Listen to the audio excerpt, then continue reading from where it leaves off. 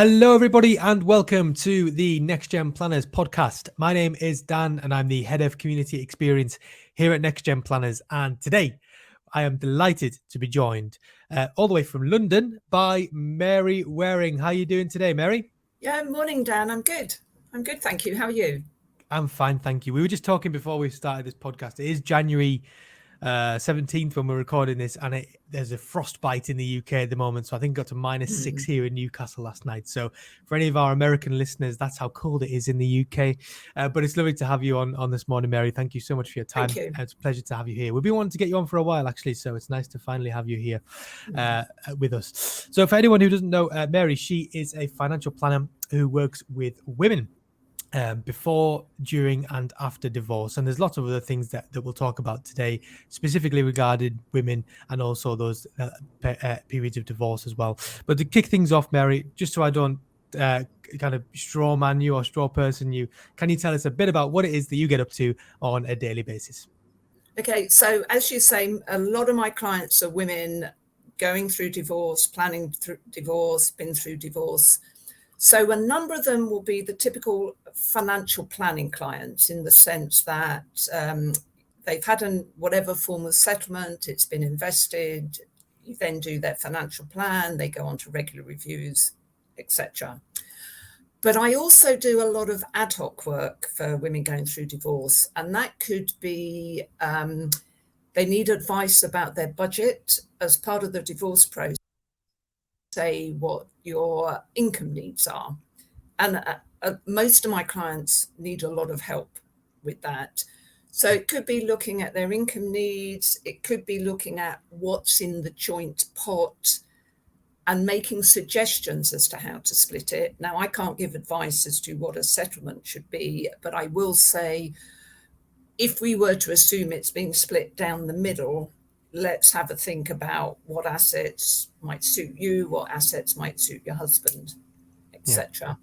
And then I also actually run a financial concierge service for very wealthy clients, which they pay a monthly retainer and they get a set number of hours, and then they use that for what they want. So it's anything financial related, or it's not even necessarily financial. It could just be stuff that they don't feel confident about doing themselves. So I've done things like helping someone to make sure they've got the right insurance in place, helping find a tax advisor, and then making sure all the right documents go to the tax advisor, it gets done, etc. So it's actually pretty varied what I do, which is nice. It's actually the first, I think you're the first person we've had on the podcast who runs that kind of concierge service for people, which is good. It's the first time I've probably heard of it before. It's not very common in the UK. When I started investigating, because I really liked the idea, very common term in the States, financial concierge, not a common term in the UK. No, not at all. I think concierge in terms of other things might be, but when a financial concierge, I think that's probably still, it's definitely not really a common thing in the UK, as you say. So, and also you said about the varied part. Yeah, the divorce part is, I mean, I must give a hats off because being a divorce financial planner, being a financial planner who works with people going through divorce, not a divorce financial planner, is like, there's so many layers of complexity added to that process. There's the kind of behavioral, there's the emotional, which I just, if you think about a normal financial planning client, the emotions and behaviors that people who are going through divorce have are just times 100. Absolutely. Because they're just going through a massive transition in their life. There's lots of transitions in life, but going through a divorce is one of the toughest. I think people in the audience would agree. So, being there to help them throughout is really, I must give my hats off to you. And there's some great people in our community as well who do that. I was just thinking another thing you think is people will often, if they're coming for financial advice, it might be they're planning for their future, they've had a big pay rise or whatever it is. But it's often something they're doing as a very positive step. When it's divorce, particularly my clients, they haven't looked after the finance, they haven't dealt with a financial advisor. It's almost a distress step for them. So they're not coming along thinking, oh, lovely, I'm going to get a settlement. What's my future going to look like? they're coming along thinking, oh, what am I doing? Yeah. Yeah, we'll try and get into the minds of them a little bit, kind of in a later down the podcast. But it is fascinating actually to get into the minds of those clients and what they're thinking and what they're going through. So it's really interesting. I want to just before we move on to your clients, I want to just talk about the profession that we're in. So obviously, I think on your website, and you can tell me if this is wrong, but you've got over 30 years experience in the world of financial services. So, you've definitely seen it change over that time. But in your words, like, how much have you seen financial planning in specifically? How much have you seen our profession change during that time? So although I've been in financial services for a long time, I've actually only been an advisor for 10 years. So my background is I'm a chartered accountant. So I was finance director in a number of financial services firms, and actually then just wanted to do something different.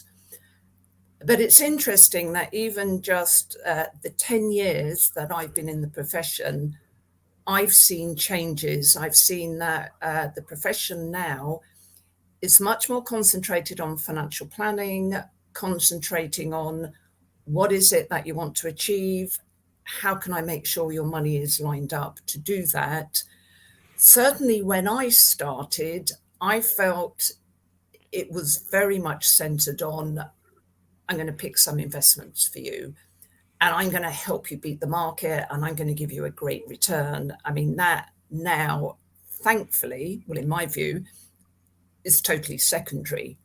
Yeah. So it is much, just in that 10 years, it is much more concentrated on providing, I don't really like this term because it's overused, but a much more holistic service, which is, well, okay, you might have a pension and you might have investments, but let's see what you want to do before we even start looking at that. And of course, it's moved a lot, especially recently, the whole coaching, behavioral finance. So many people have a fear about money, and that's not to do with the amount of money that they've got. I've got a client who actually has more money than she's ever going to spend in her life, but she has a total fear of spending. And that's because she was brought up in a household where money was short, and that's what she's thinking about. So the profession has moved a lot, and in much better ways than, let me tell you what fund to invest in. Yeah. It's great as well. I mean, I've talked about it a few times on the podcast, and people who are regular listeners will get bored of me saying this all the time, but it's the product has completely moved. Not completely, sorry, but it seems like in our circles, it's moved from the product being the product, so the investments and the funds, and like you said, let me get you a better return on your money and all that kind of stuff. It's moved away from that to, what do you want to do with your life, and how can we help you get there with your money? And that's if you think about it, if you reverse engineer it, that's the way it should have always been. Should have, without a doubt. And I often say to clients, the amount of money to a certain extent is irrelevant, because what's relevant is what lifestyle do you want, and have you got enough to achieve it? For some people, you'd give them £1 million, and that would to them be more than they'd ever need. For other people who lead a much more exotic lifestyle with lots of holidays, you give them £1 million and they just think, well, that's not enough. Money itself is not relevant. It's the lifestyle the money allows you to spend that's relevant. Yeah, absolutely. And you mentioned a bit about before about the kind of behavioral aspects of this. That you mentioned your client there who'll have more money than they'll ever be able to spend, but they're terrified of spending money. When I used to work in a financial planning firm, I was fascinated by people who had millions, literally millions of pounds. And they were the most scared people I've ever seen, because they were, we were telling them, please do not look at we were trying to educate them to not look at their pension or investments every day. But it's hard for them because they look at that. That's basically their bank account that they're looking at there. And when it's going up and down every day, I can't imagine what that must feel like. So a lot of the stuff that the financial planner is is there for is that behavioral stuff. It's to stop people from Absolutely. making terrible decisions, Yeah. because it's so easy to make bad Yeah. decisions when emotions take hold. It really is. And it's also from my point of view, it's to encourage people to spend when they can afford it. Mm-hmm. Because I've got another client, well, actually a couple, I do have some couples, and they have a nice chunk of money, without a doubt. The financial plan says that when they die, there'll be a lot of money left, which will go to the children, which is fine. But I have frequently been saying to them, well, do you want to leave that amount of money to the children? Because you're going to be leaving them your house anyway. And again, he struggled because he came from a very modest lifestyle and has got a real fear about money. And I've been working with them a lot to say, look, this is what you can afford. Let's put some really big spending into your cash flow so that you can see you can afford it. And the wife said to me at the last time, thank you, because he is coming round. It's going to take a while because obviously he's had years and years of being concerned about money. But she said, he'd been setting a budget of X amount to spend a month. And she said she'd been really struggling to achieve that. And she knows how much money they got. And in fact, interestingly, he did go out. He does a lot of cycling. He did go out and buy a new bike, a very expensive bike. And she said to him, phone Mary, tell her what you've done. So he phoned me really excited about having spent this money. And I said, great. I'm just really pleased that you've done it. But yeah, it's also so it's not just stopping people spending too much. It's also encouraging them to spend to help them see how much money they've got if they've got a fear about spending. Yeah. And also, I think to really kind of help them identify what they really value. There's the books about knowing your why and start with why and those kind of things of, if you're spending money on things that don't bring you happiness, then what is the point of doing those things? Like you mentioned there about that thing that, as long as it's making you happy, then it's a good buy in a financial planner's opinion.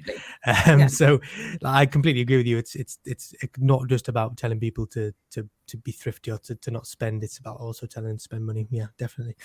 I want to quickly we can spend as much time as we want on it, but I want to get into the mind of those clients that you work with, because this is one of the most interesting questions that I think we ask on the podcast, because so many people work with so many different clients. Yeah.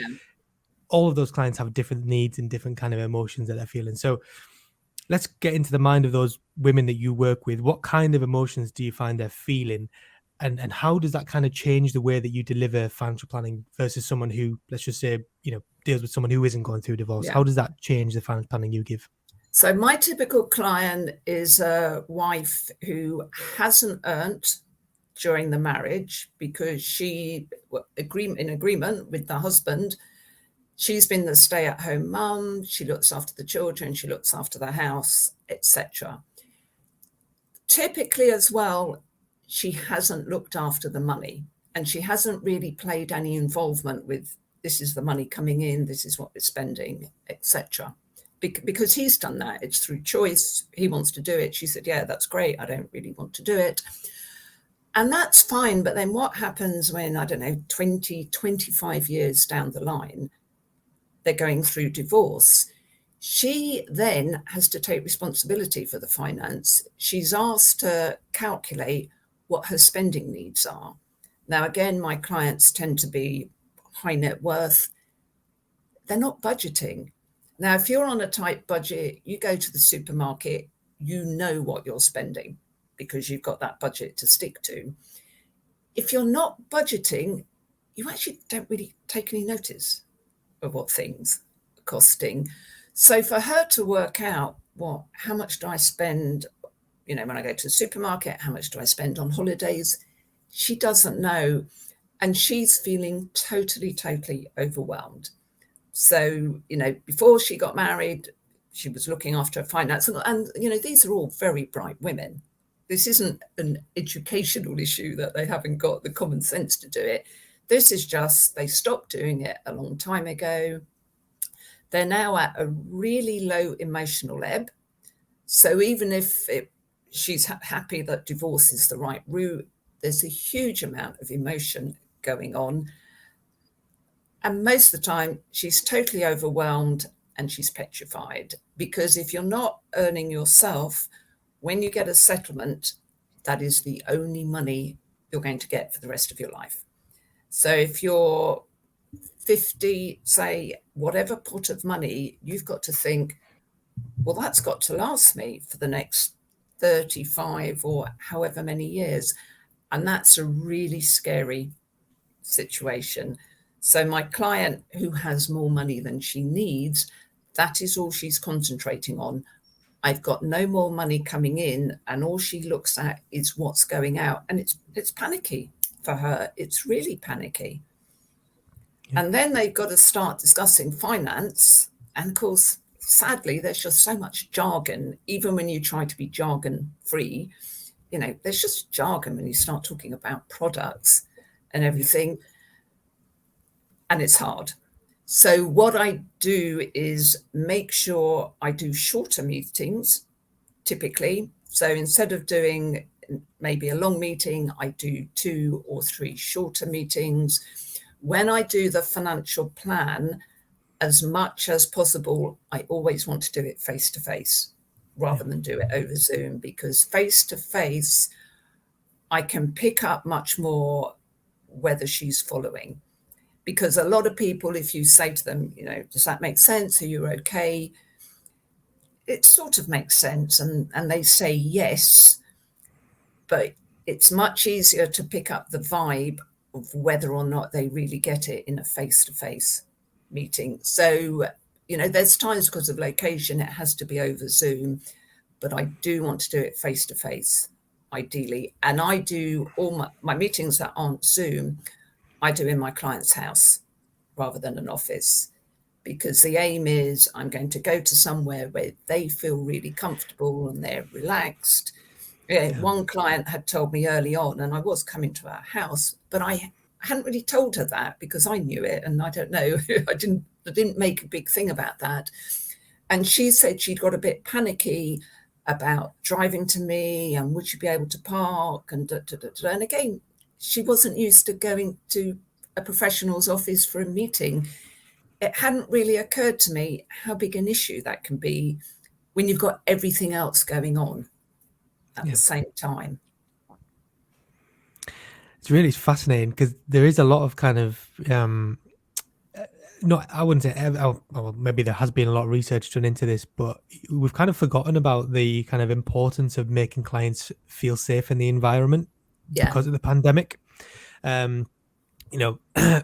Even before the pandemic, you used to go and see your clients quite often because, like you said, it's in their environment. It's where they feel safe. It's where they'll probably open up a bit more. And especially with your clients, Mary, that you work with, you mentioned a few times in your answer there, words like petrified, fear, scared, all those kind of things.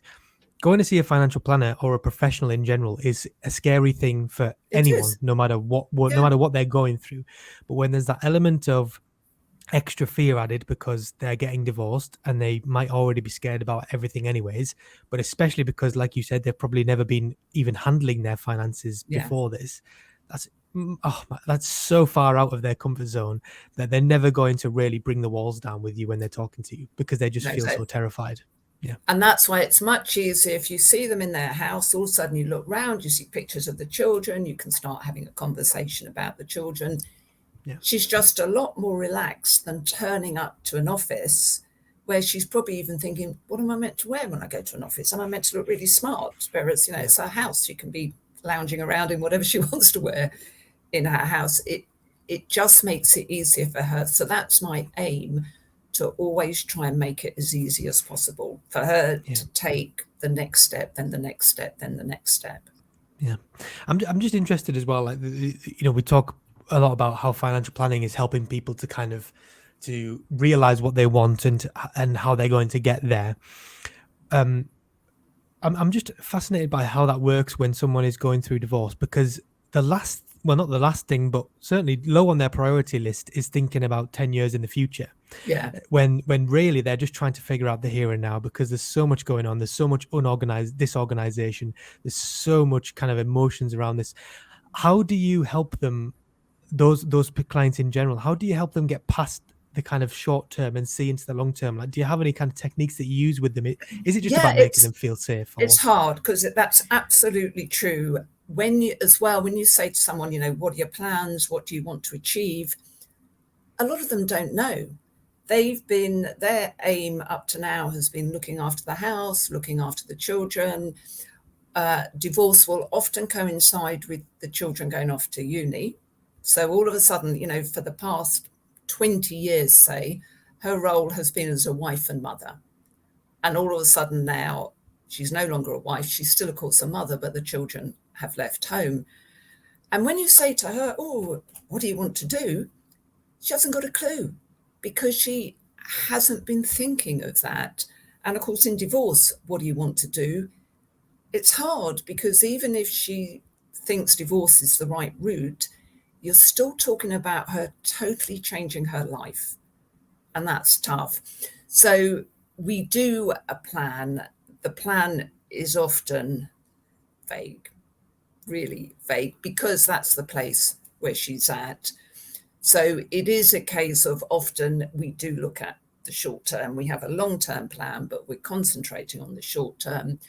I find typically a year, 2 years after divorce, and she's in a very, very different place.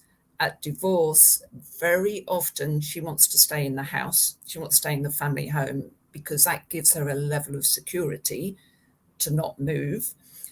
The children then don't get disrupted and etc.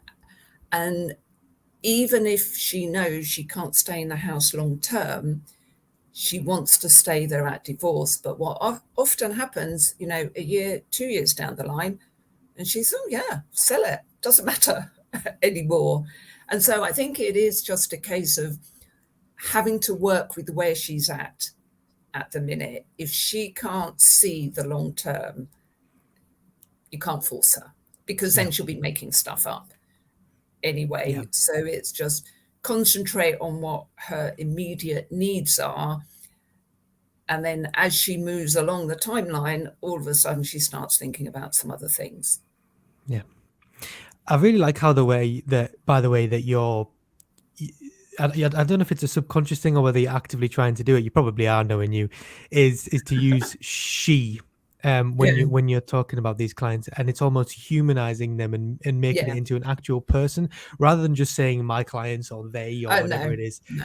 It's much more kind of human way to refer to them, and it's great. It sounds fantastic. I don't know if you're doing it subconsciously or whether you're doing it actively, but it does sound really good. I'm not doing it actively, but I think, as I say, I have been so concerned about looking after her. I've always said my service, I'm Wealth for Women. Women don't need different financial advice to men, but they need a different approach if they're feeling vulnerable. And so my service has always been about, look, if you're feeling a bit vulnerable, you want someone to look after you, come to me and I'll look after you. So it has always been, I'm going to do exactly the same thing as any advisor is going to do for you, but I'm going to look after you in the process and make you feel looked after. So actually, I hadn't even thought that I say she, but yes, I'm not surprised. It's okay. It's just I've trained myself to listen after all these episodes now, and it's really cool to hear actually. Just before we move off from the divorce element of this, there will be some people in the audience who will be thinking about, specializing or niching in a certain area, and for some people, divorce is one of those. But maybe they haven't looked into it yet, or maybe they have looked into it, but they're not sure where to go. So, for anyone who does want to specialize in helping people going through divorce, what advice would you give to those people, the lessons that you've learned over the years? Yeah, I think it's really important to find a mentor because divorce is complicated. You're understanding not just the whole financial planning side of it, but also, of course, the divorce process that happens. And when you start looking at anything to do with pension sharing, and you're going to have some public sector schemes, there'll be final salary schemes, there'll then be, defined contribution. It gets hugely, hugely complicated. And I was going to say, you can't mess up. You know, if you gave incorrect advice, maybe to a solicitor, the solicitors use that to help determine a settlement. You can't come back, you know, a little while later and say, oh, I think I gave you wrong advice there. Shall we relook at it? It's too late. Now, I was very lucky that I did have someone who acted as my mentor, which meant that I was able to talk to clients, talk to solicitors. If they said to me, you know, I've got a question, X, Y, Z, you know, can you help me? I'd say, yeah, absolutely, I can help you with that. Let me just think about it, and I'm going to get back to you. And then I'd speak to my mentor and say, look, I've had this query. What's the answer? And he told me. So it then meant that I was able to give advice with full confidence, because I was relying on his years of experience. I mean, the next question, I suppose, is how do you find a mentor, which is quite hard. It is quite hard. Certainly when I first got into it, there was a lot more training on it.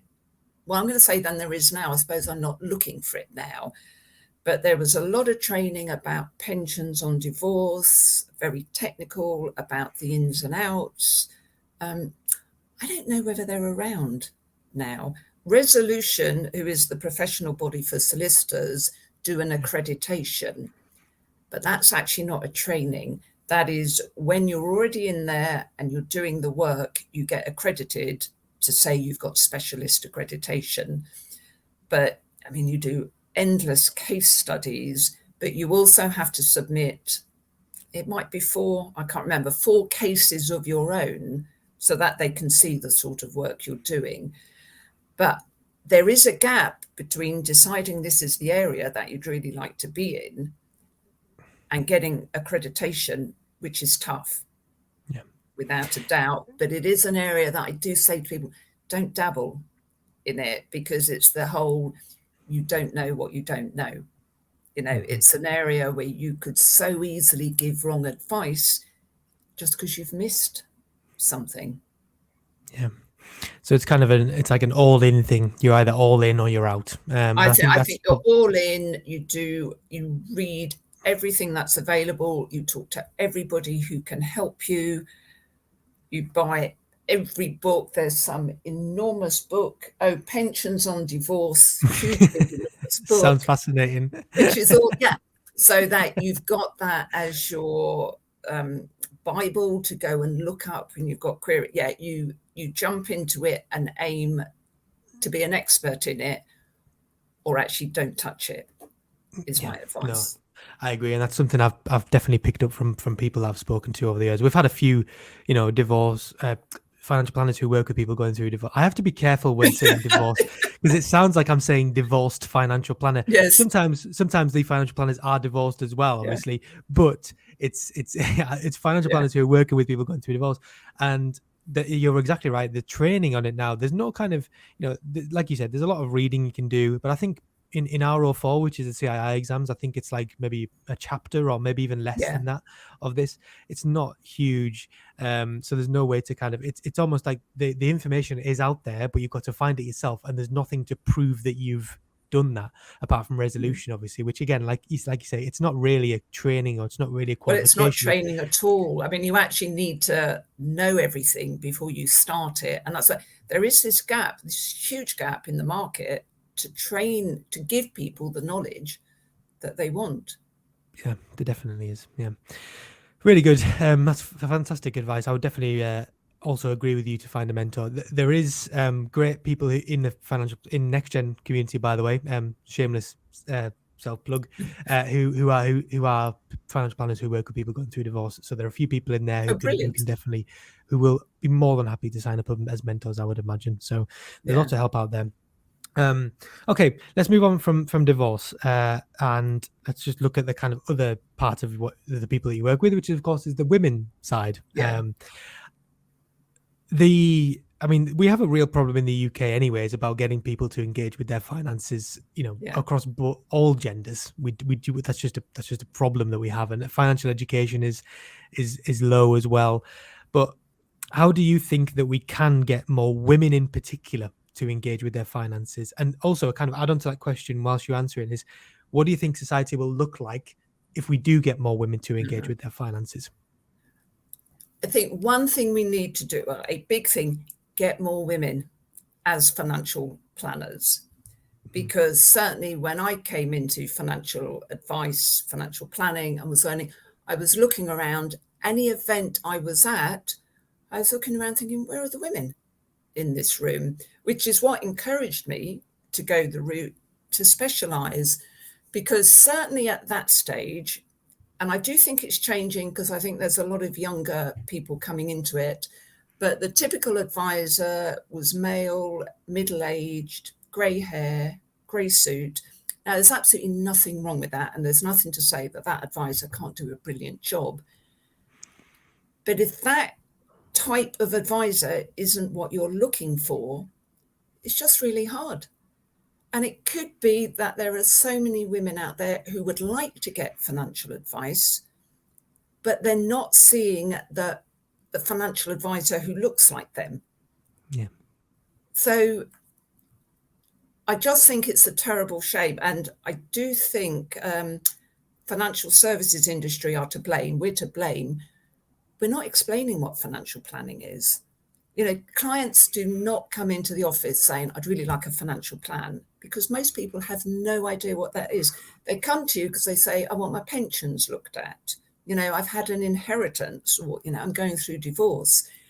They don't understand what financial planning is. Yeah. And that's our fault, because there's been no PR exercise to get that out there. Financial plan, and I think there are going to be lots of people who think a financial planner is a financial advisor, just by another term. They don't know. They probably think it's just investing, and it's all to do with how do you get the best return for someone. And I can quite see that that's not at all attractive, definitely not attractive to an awful lot of women. It's not going to be attractive to a lot of men as well. Financial planning is forming a relationship with someone, having a connection, having empathy, asking lots of questions. What do you want to do? You know, why is that important to you? You know, I don't want to get into the whole male-female split, but these are all characteristics that females are great at. But I think females out there are just not aware that that's what financial planning is. And I think unless there's more females coming into the industry, you probably get an awful lot of females who just are looking for someone like them to come and approach for advice, and they can't find them. But of course, if you were to have more females around as financial planners, I don't know, maybe you're down the gym, you start talking to someone and she says, I'm a financial planner. And you think, great, because I really want to come and talk to someone. So I'll come and talk to you.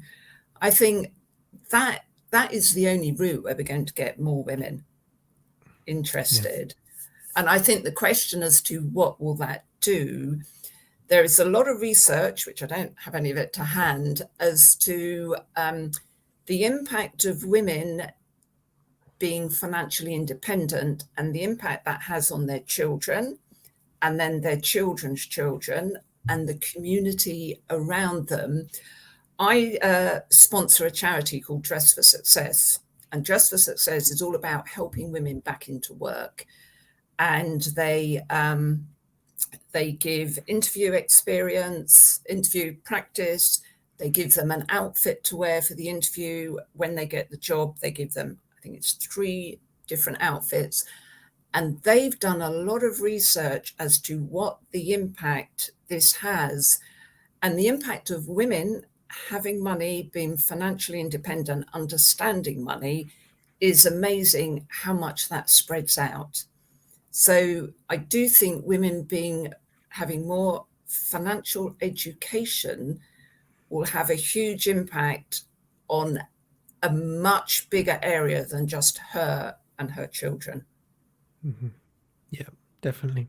It's a kind of it's a part of the overall female empowerment piece, isn't it? I mean, that's kind of all around the world. The one of the biggest things to show to change a society has been female empowerment, has been the empowerment of women, giving them, giving them rights over their body, giving them rights over their money, giving them rights over Yeah, everything, exactly. Yeah. that completely changes the society. And it's been shown, it's empirically shown to help and to completely revolutionize the society. So I agree with you, it's going to change. Yeah. One thing there's quite a few things I want to pick up on, but one of them is about you talking about representation in our profession. And I think there was some great work done by Sam Seckham last year. I think it was 16% of financial planners. Well, I actually read the report, and I know it's 16% of Right. financial advisors in the UK are women, or identify as women, and that is, I mean, we've got a lot of work to do. We certainly Mind do. you, I think 10 years ago it was 9%. So 16 is still dreadful, but that does show it's improved. But yes, we're such a way off having. I think in accountancy, it's around 50-50. I think it's 60-40, and I can't remember in which direction. But something like accountancy is much closer to 50-50. And I think that's the issue.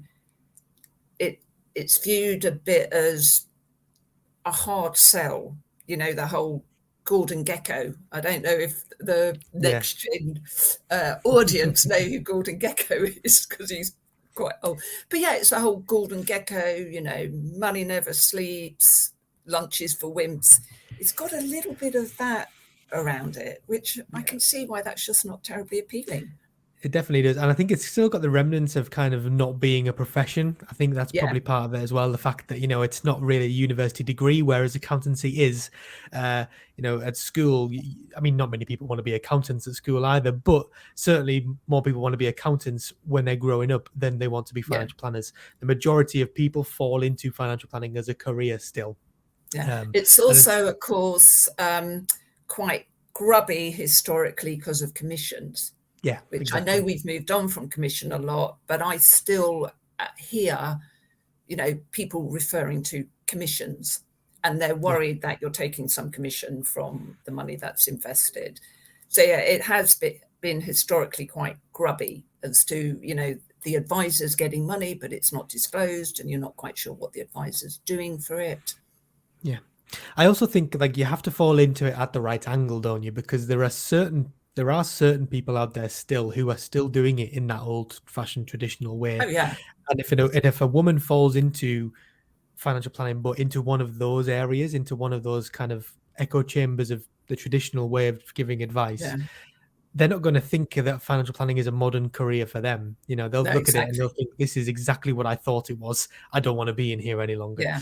So it's all about making sure that they've got the right support networks and everything like that when they do enter the profession. So, And I was going to say, I did have a client quite recently who came to me because she got an inheritance, but she had a lump sum. And the main question was, well, do I invest it or do I pay the mortgage off? So really sensible question, hugely sensible question. She'd gone to a different financial advisor who said, oh, no, don't pay your mortgage off, because then if you're not paying a monthly repayment on your mortgage, you'll have more money every month. You'll probably spend it on shoes and handbags. Now, he said it as a joke, but that's not funny. No, I'm laughing. I'm laughing at the kind of, the demoralizing, awful She didn't know him. And I said to her, no wonder you came looking for me, because fancy going along with that very, very sensible question and you get that response. I mean, that's atrocious. It is terrible. Yeah. Awful. I mean, if that is your experience as well, like you said, thank goodness that she found you, and no wonder that she did, because if that was going to be her experience, the compounding effect of that, if she tells her friends that that's what a financial advisor is, then that gets out even worse and even more, and then it just spreads. We know that kind of bad experience spreads much more than a good experience does. Yeah. So, thank goodness you found you afterwards. But sadly, there are too many advisors around, still very old school, terribly patronizing to women. So again, no wonder these women aren't taking advice, because if they go along and speak to someone like that, my client got told, oh, you'll spend it all on shoes and handbags, you just walk away, don't you? Because you don't want to engage with that. No, definitely not. let's. I mean, just a quick point as well, because I should mention this. Although we're talking about kind of gender diversity today, we do have a problem in our profession as well of wider diversity. So ethnic diversity, racial diversity, sexual diversity, all those kind of things. What do you think that we can be doing to make financial planning more diverse in general across all those different areas? I've probably missed a few out, but what do you think we can do to make it more diverse? I think over all those different areas? it's the same issue about getting more females in. We're not explaining what financial planning is at all. Mm-hmm. No one, well, I'm guessing, nobody leaves school wanting to be a financial planner. Nobody leaves university wanting to be a financial planner at a guess, because they don't even know what it is. So, I mean, you said, Dan, you came into it, I think, because you went a paraplanning route. But yeah, why is the financial services industry not getting out there and explaining what financial planning is? So it's going to make it more interesting to lots more people to say, oh, I want to come along and do that. Like I say, typical advisor, male, middle-aged and white male, middle-aged, grey hair, grey suit. If you ask a lot of people, what does a financial advisor look like? That's what they're going to think. Yeah. But we do have to change it. And I'm guessing it's changing the fact that there's now 16% females rather than 9%. I'm guessing the whole diversity issue is changing, but it's changing very, very slowly, without a doubt. But I just think that's because we're not making the industry look very attractive. No, it's true. We've talked about this a few times on the podcast. It's almost like a chicken and egg thing for like which of them comes first. Is do we make the profession look better first, and then that'll get more people in? We need to change kind of wide reputation of the profession. I think all of these things kind of come into it a bit, don't they? Yeah, I agree with you. Okay, let's again we'll pivot to something else now, and we'll talk about people in the audience will be a lot of them will be kind of at the start of their financial planning career. And we'll be kind of making all of the mistakes and learning all the lessons that everyone else makes on their journey. What mistakes and lessons have you learned that you think really changed the way you think about financial planning, that you think our audience will benefit from? A big mistake I made was having an issue about selling. I think I viewed, as soon as you start charging a fee to someone, it felt like I was selling to them.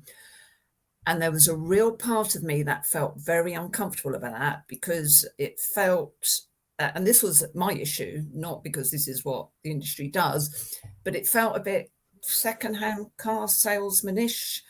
And so I'd have great conversations with the client until it got to either talking about money or saying, well, okay, do you want to go ahead?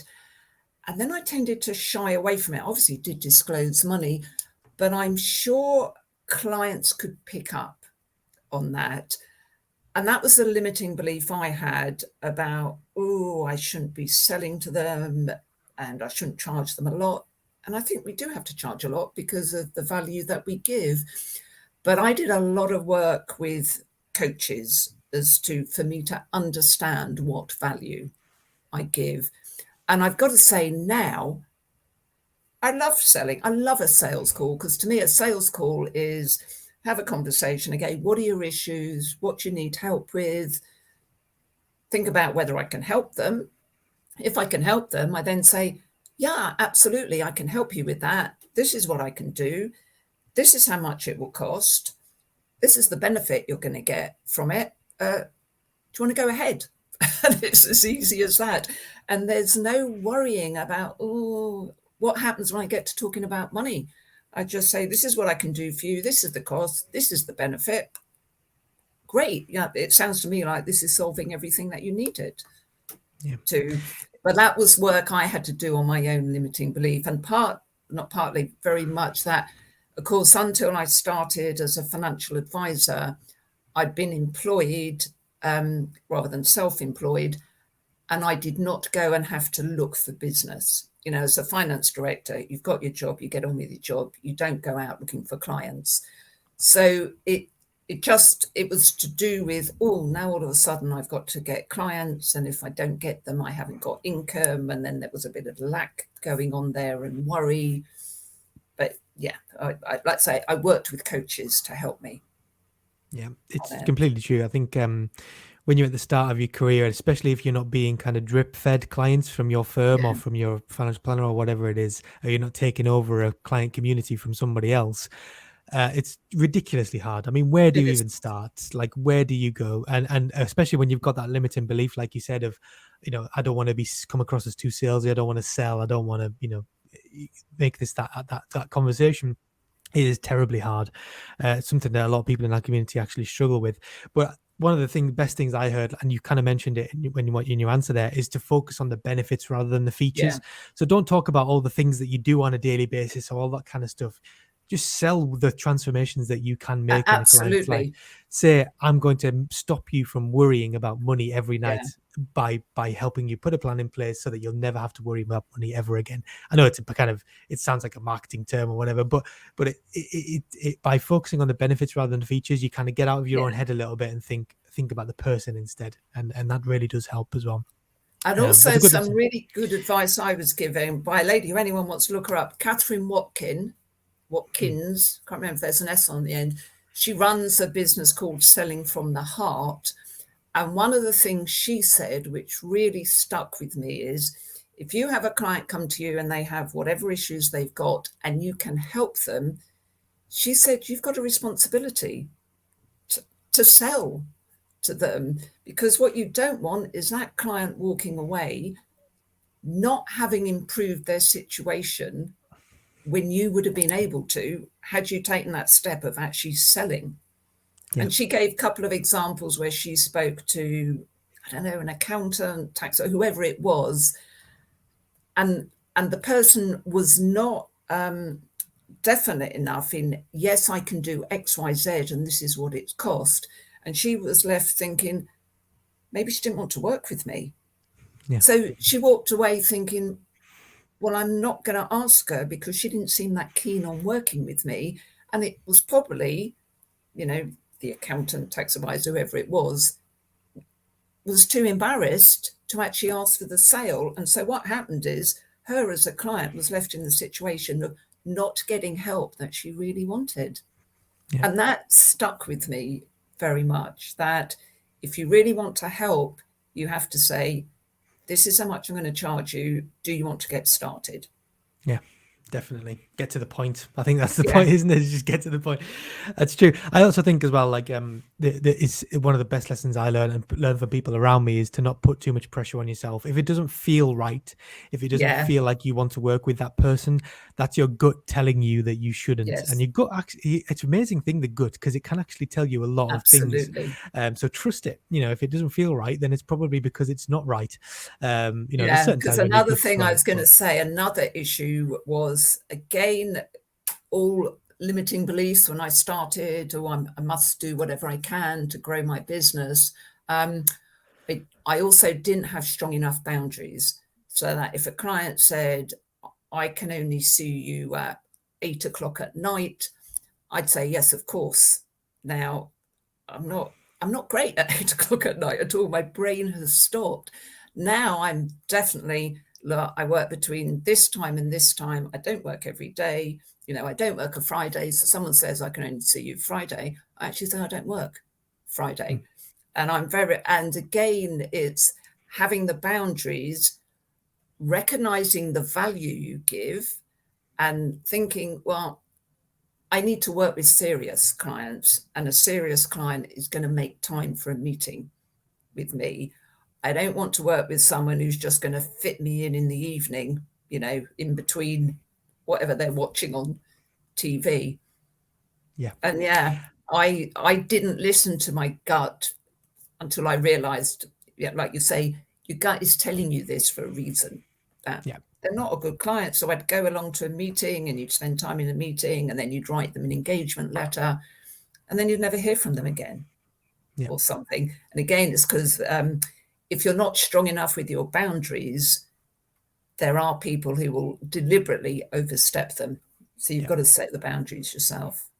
Absolutely. Yeah, you do. And if you can do it from the not from the very beginning, but certainly early on, Yeah. it really does help later down the line. Certainly does.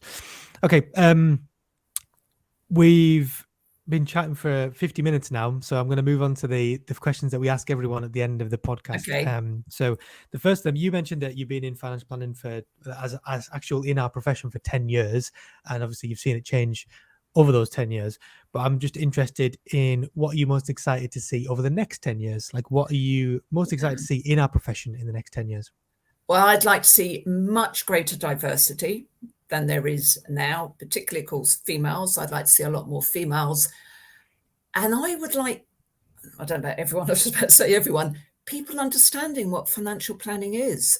I'd like to think of someone, you know, either they're planning for their retirement or whatever it is, and think, I need a financial planner. I need to do proper cash flow and actually go out looking for that, rather than, oh, I've got this amount of money and I need advice about investment. Because I think as soon as people understand what financial planning is, I would like to think that that will bring in much greater diversity by way of advisors.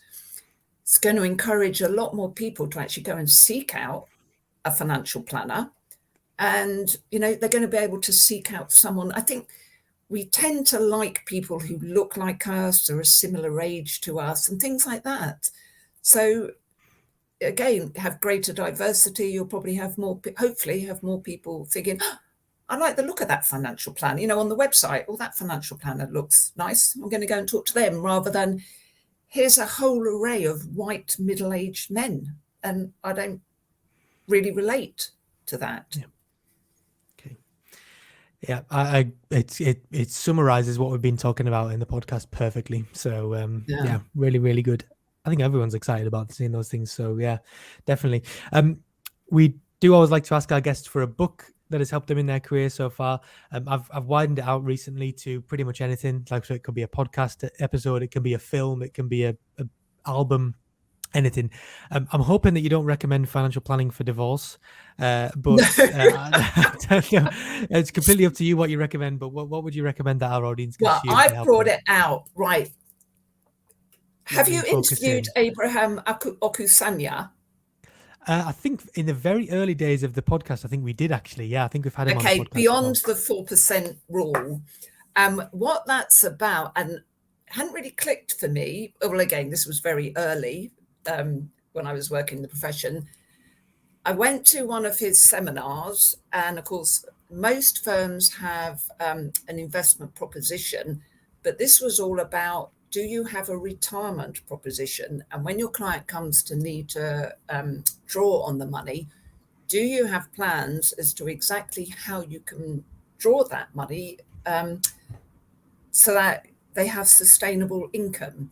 Now, that at the time when I heard it was just a bit new to me. And it's the sort of thing, once you hear it, it's so obvious, but I hadn't thought about it.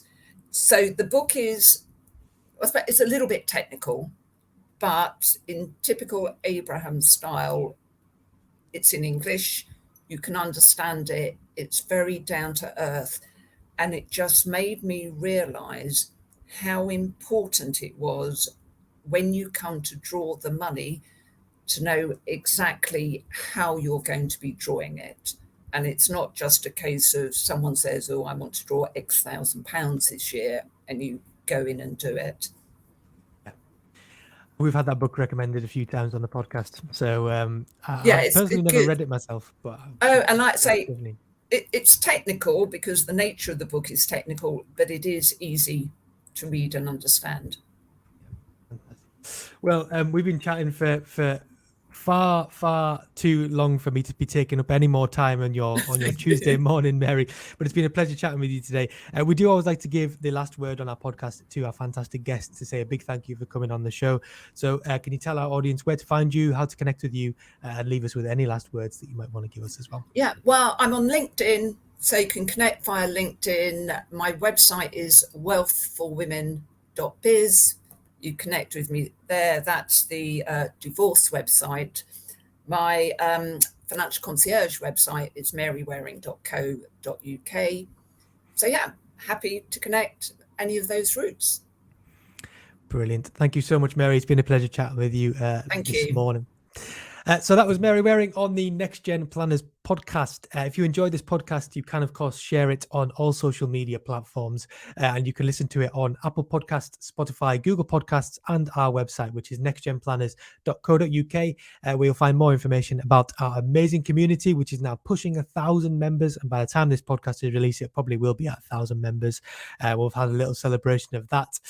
Also about the other amazing things that our community is up to, including training, our conference, which is coming up this year in June, which is going to be amazing, and a few different technology products and stuff like that in our community as well. And I should also say, if you can leave us a review, that really helps us to grow the podcast. So please do let us know how we're doing and give us a 5-star review on your platform that you're listening on, and it helps us to grow our podcast. But for now, thank you so much to Mary for coming on the show today. Thank you guys for listening as always, and we will see you in the next one. Bye-bye.